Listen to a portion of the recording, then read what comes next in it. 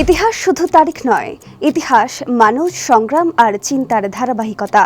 একটি দিন আমাদের মনে করিয়ে দেয় সময়ের স্রোতের টানে কতটা উল্টেছে পাতা, যার বিশ্লেষণে ফুটে ওঠে উত্থান, সৃষ্টি, পতন, স্বচ্ছতা ও নিষ্ঠার গল্প।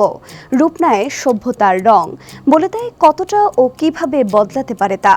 অভিজ্ঞতার ঝুলিতে বুলি ফোটাতে পারে এই একটি দিনের তথ্য, কারণ তাতে মিশে থাকে একাধিক গুরুত্বপূর্ণ ঘটনা ও সেই ঘটনার সাক্ষী।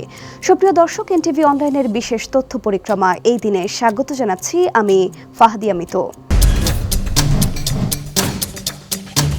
এই দিনে ইতিহাস প্রতিদিনই কথা বলে। দর্শক, আজ 13 মার্চ 2026, 27 ফাল্গুন 1432। চলুন ফিরে যাই আজকের দিনে, দেখি বিভিন্ন সময়ের এই দিনে কি কি ঘটেছিল শিক্ষা, সমাজ, অর্থনীতি, বিজ্ঞান, ধর্ম, রাজনীতি প্রভৃতিতে। 45 সালের এই দিনে জুলিয়ান ক্যালেন্ডারের সূচনা হয়। সময় গণনার এই নতুন পদ্ধতি পরবর্তীকালে বিশ্ব সভ্যতার সময়ধারাকে সুসংগঠিত করতে গুরুত্বপূর্ণ ভূমিকা রাখে। 1758 সালে হেলির ধূমকেতু গ্রহ কক্ষস্থ সূর্যের নিকটতম বিন্দুতে অবস্থান নেয়। এই ঘটনা মহাকাশ বিজ্ঞানের পর্যবেক্ষণ ও গবেষণায় নতুন আগ্রহ সৃষ্টি করে। 1781 সালে স্যার উইলিয়াম হার্শেল ইউরেনাস গ্রহ আবিষ্কার করেন।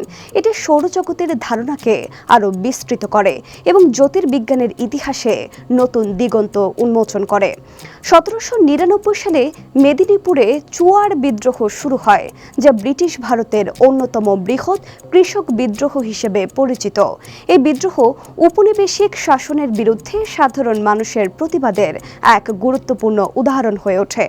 1878 সালে বিভিন্ন ভাষার সংবাদপত্রের জন্য ব্রিটিশ রাজ শাসনের অধীনে সংবাদপত্র আইন প্রণীত হয়। এর ফলে উপমহাদেশে সংবাদপত্রের স্বাধীনতা ও মত প্রকাশের প্রশ্ন নতুনভাবে আলোচনায় আসে। 1881 সালে রাশিয়ার জার দ্বিতীয় আলেকজান্ডার আততায়ীর হাতে নিহত হন। এই ঘটনা রাশিয়ার রাজনৈতিক অস্থিরতাকে আরও তীব্র করে তোলে। 1896 সালে নেদারল্যান্ডসে প্রথম চলচ্চিত্র প্রদর্শিত হয়। এটি ইউরোপে চলচ্চিত্র শিল্পের বিকাশে একটি নতুন অধ্যায়ের সূচনা করে। 1906 সালে মার্কিন নারী ভোটাধিকার আন্দোলনের অন্যতম পুরোধা নেত্রী সুসান ব্রাউডেন অ্যান্টনির মৃত্যু হয়। নারীর রাজনৈতিক অধিকার প্রতিষ্ঠার সংগ্রামে তার অবদান আজও স্মরণীয় হয়ে আছে। 1930 সালে সৌরমণ্ডলের নবম গ্রহ প্লুটো আবিষ্কৃত হয়। এই আবিষ্কার মহাকাশ সম্পর্কে মানুষের জ্ঞানকে আরও সমৃদ্ধ করে। 1954 সালে ইন্দো চীনে বিএন-4 যুদ্ধ শুরু হয়। এই যুদ্ধ উপনিবেশ বিরোধী সংগ্রামের ইতিহাসে একটি গুরুত্বপূর্ণ মোড় এনে দেয়। 1971 সালে শিল্পাচার্য জয়নুল আবেদিনের নেতৃত্বে স্বাধীনতা প্ল্যাকার্ড নিয়ে বিক্ষুব্ধ শিল্পী সমাজের প্রথম মিছিল বের হয়।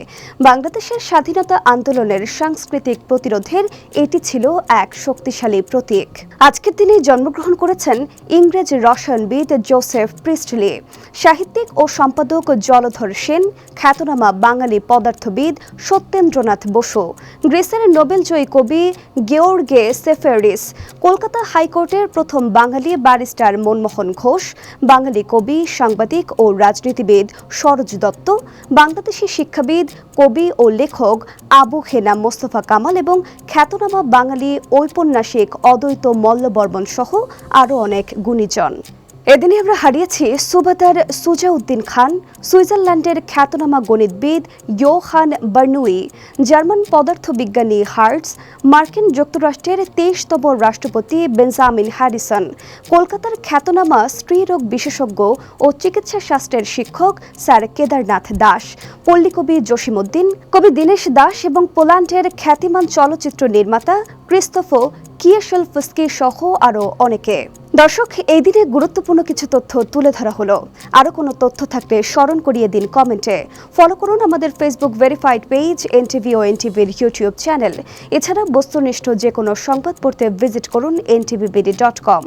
ভালো থাকুন, সুস্থ থাকুন, শুভকামনা সবসময়।